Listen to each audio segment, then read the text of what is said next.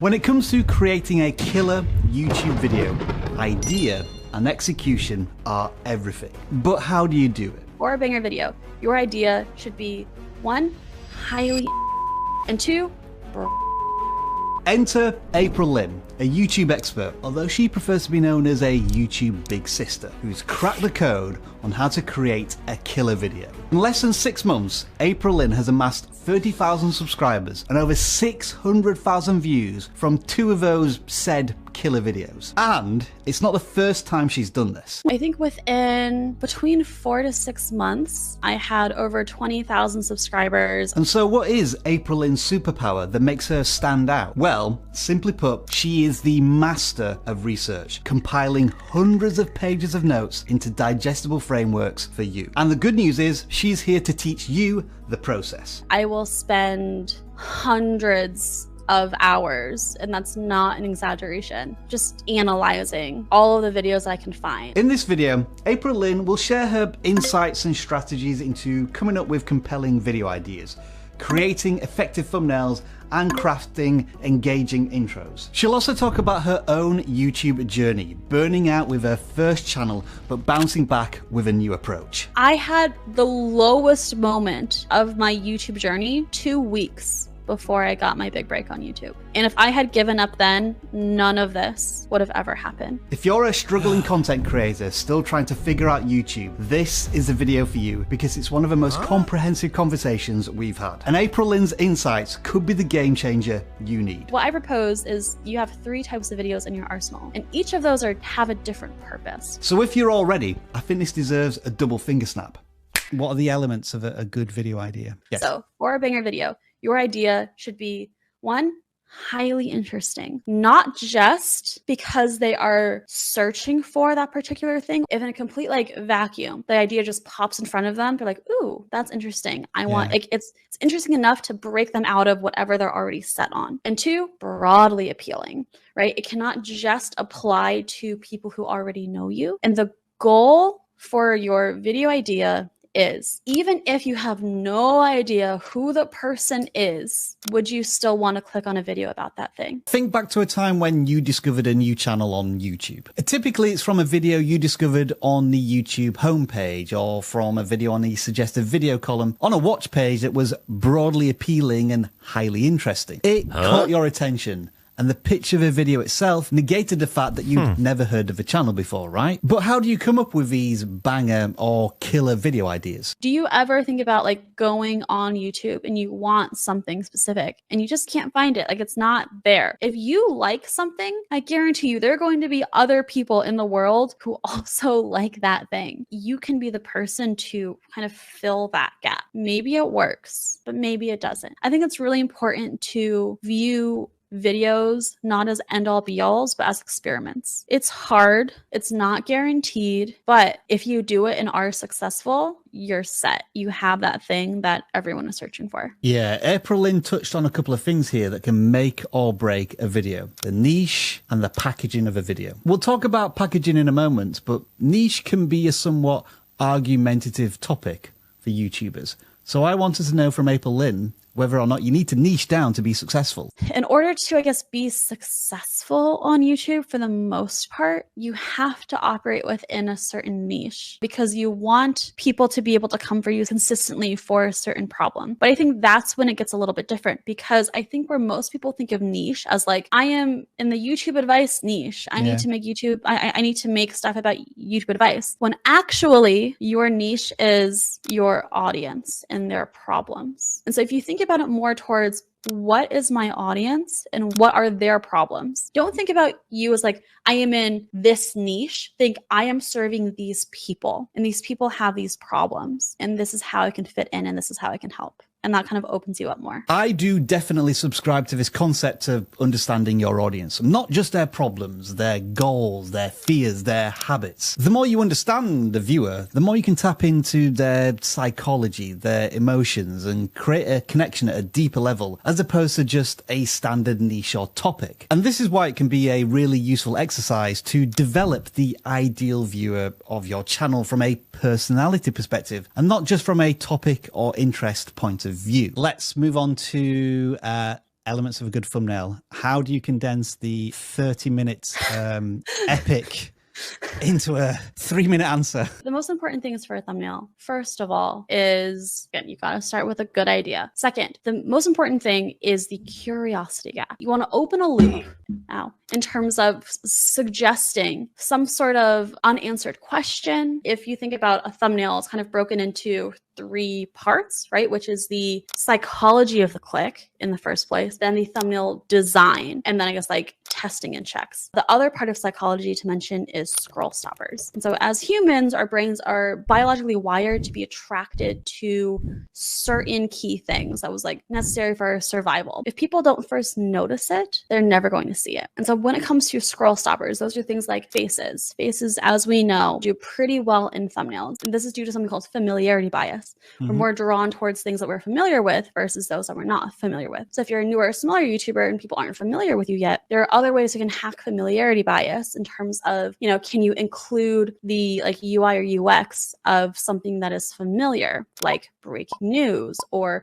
a Discord message or an iMessage or like a PayPal screenshot. Other scroll stoppers can kind of like include danger, bright colors, because we're attracted to things that might indicate ripening fruit or blood. So many of us think, okay, I should be in the thumbnail. I have a face. Faces are good. So I'm here. And then they instantly become the main character of their thumbnail. The thing to understand with the main character and side characters or supporting characters of your thumbnail is that all of these should work to evoke your curiosity gap quickly as possible and as effectively as possible. And so like, for instance, let's say you're going for a curiosity gap that's evoked by novelty, right? You're showing something that someone's never seen before. That special thing, that novel thing, should be the main character. You should still be there. But instead of like you taking up most of the space and like a tiny novel thing right here, maybe bring the novel thing closer to the camera and you're in the back. If someone were to glance at this thumbnail, what is the single thing that is most likely to get them to click? If the answer is you can be the main character. If the answer is something else, make that the main character. Again, using either focus versus unfocus, big versus small. Also like centering is a good way to like bring focus to it, close to the camera versus far away from the camera. Whoa.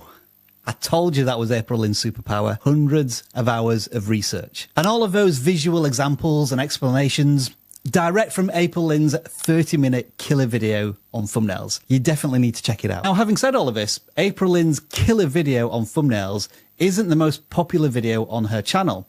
It's a killer video about intros. So I had to ask about that as well. The biggest thing to remember with intros is the purpose, right? So with an intro, you want to meet and exceed the expectations set by your title and thumbnail. Click on a title, you see a thumbnail, and you're met with something that looks like the thumbnail, and the first sentence of the person is reiterating the title. You have to give them a reason to stick around and click. You want to open a loop in the very beginning of your intro that is going to be closed either like somewhere in the video, or the video itself is the closing of that loop. Something really important to bring into play is the idea of input bias, which I love. I love input bias when it comes to intros. Input bias is the idea that the more effort you put into something, whether that's again time, money, energy, the more people will value it. That's why you see Mr. Beast often in a lot of his videos emphasizes the money that he's poured into it. You don't have to pour in a lot of money to show input bias. Just by saying, I've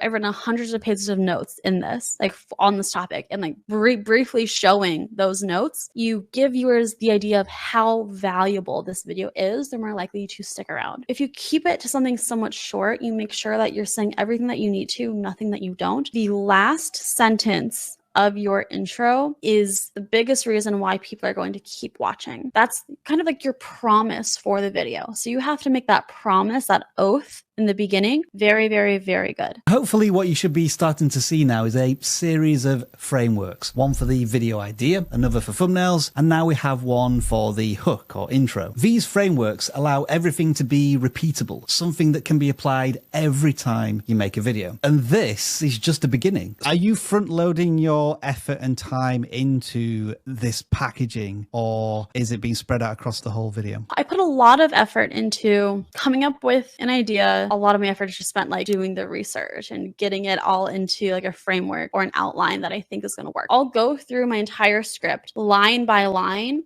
and comment out what I want to have happen on screen at every single point, whether that's talking head footage or like B-roll that I want to film, an animation that I want to make, or a screen share or something else. I'll take all of that and then make a shot list. Filming doesn't take that long, maybe like 2 days, 1 to 2 days. I will do my music first and then go through with the visual edit of like adding in everything else. And then the video's done. A lot of what April Lynn is describing here is the video making process that we're all to some extent familiar with, right? But as we established at the beginning, what sets April Lynn apart from the competition is her dedication to research. And I wanted to dig a little more into that. Each of my, I guess, breakdown videos that I create, I will spend hundreds of hours, and that's not an exaggeration, just analyzing all of the videos I can find. I'll pick someone who is more of an expert within the niche, learn everything I can about them, scour all of their interviews, watch their videos, take hundreds, non-exaggeration, pages of notes, and compile all of that into hopefully a framework that is a lot easier to understand and apply to your own videos. And I love frameworks, and so putting those together, that's where I want to be. This all sounds like a very thorough and time-sensitive process, doesn't it? And what April Lynn is driving for here is a standard of quality that's nearly impossible to replicate and compete with. But for beginners, this idea of hundreds of hours of research and preparation might sound a little overwhelming. So I asked April Lynn how she would recommend balancing quantity versus quality, especially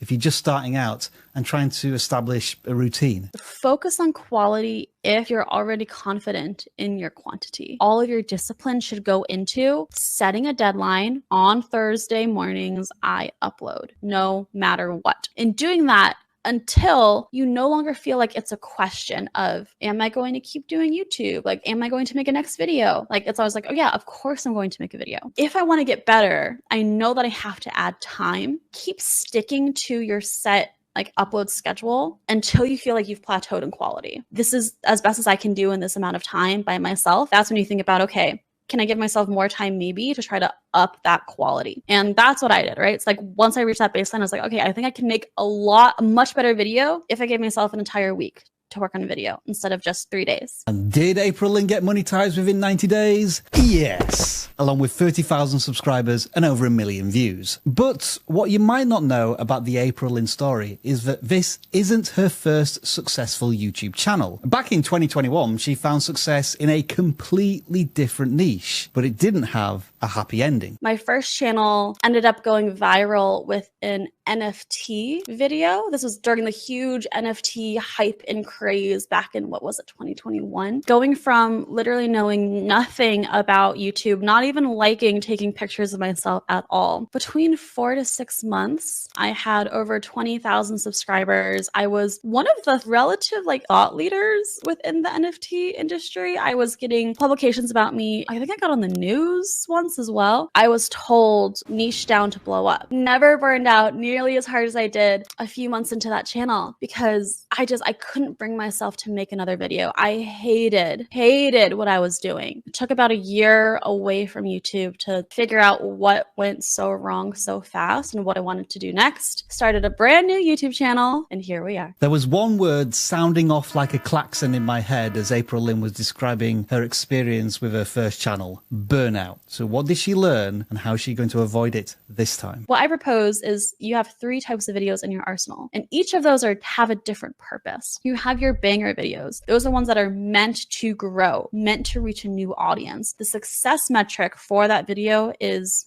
views. Specifically views from new viewers. Then you have connection videos. Those videos are meant to connect with your audience at a deeper level. The success metric there is, what do your comments look like? What are your conversions to like off-platform communities or products or something outside of that? Last, we have your soul videos. Those are videos that you make just for you. Those are the videos that you make when you are feeling like you're in a creative rut and you just need to make something regardless of what the outcome is. And the metric for success of that is, did I like making this this thing. Don't just go for every single video has to be a banger video no matter what. It's like, I want to be a YouTube big sister, right? That person that you can kind of like go to for some wisdom, yes, but also like for encouragement, for advice, and for inspiration. That person who you can lean on. Being a creative person, especially on the internet, can be a solitary experience. And so you've stressed the importance, in the case of video content creation, having YouTube friends. So how have you built up your network of YouTube friends, and why are they important to you? If you've listened to Mr. Beast interviews, you've heard him talk about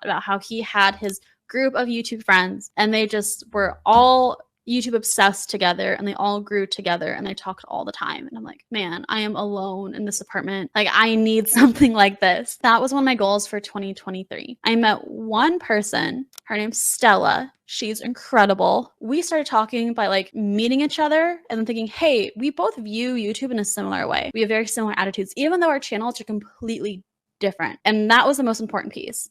So once we realized that, we're like, hey, yeah, do you want to meet for 2 hours or so every week to just kind of like talk about YouTube? Slowly that increased. And so we added one more person. And then I met someone else and added one more person. Around 4 people to me is when I feel like, okay, this is enough. Every single time someone has a win, they share why. Every time someone has a failure, we go and we dissect why we think that happened. Before anyone uploads a video, they get feedback from everyone. It's like, okay, watch this. Do you have any feedback? And big changes are made like that affect retention and the quality and the performance of a video later on. Another thing April Lynn spoke about during our conversation was ending videos on a positive, encouraging, inspiring note. But naturally, I asked her to do the honors for this one. YouTube is hard. It's really, really easy to, I guess, like watch people who have already made it and already do it. It's hard to watch them talk when you're at a point where you haven't had your big break yet. So if you're at a point where you're trying everything you can, you're doing all of the things you think that you should do, and you just haven't hit that point yet, don't give up. Just keep going. I had the lowest moment probably of my YouTube journey 2 weeks before I got my big break on YouTube. And if I had given up then, none of this and none of what's going to happen would have ever happened. So keep with it. Find YouTube friends to help like get you through those dips when you're in those dips, and you got this. We all believe in you. That was without doubt an absolute masterclass on creating a banger video by the YouTube big sister herself, April Lynn. But what about creating a banger YouTube short? We recently spoke to 2 creators who revealed their viral formula that allowed them to achieve 1 billion views and 2 million subscribers from shorts in less than a year. And you'll be delighted to hear they built a framework too, and this is where you're going to find it.